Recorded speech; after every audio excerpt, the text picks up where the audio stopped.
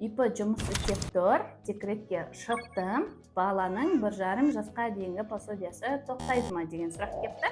Қараңыздар, сізде ИП-да оборот бар, істеп тұр, магазиніңіз жұмыс істеп тұр, оборот істеп тұр, бірақ декретке шықтыңыз.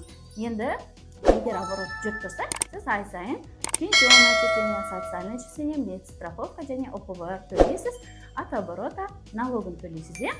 Ал 1,5 жасқа дейінгі пособия сізде тоқтамайды, тек қана бюджеттің пенсионный тоқтайды. Пенсионный деген сөз, бұл баланы босанғаннан кейін мемлекет тарапынан берілетін арнайы бюджеттен төленетін пенсионный түрі.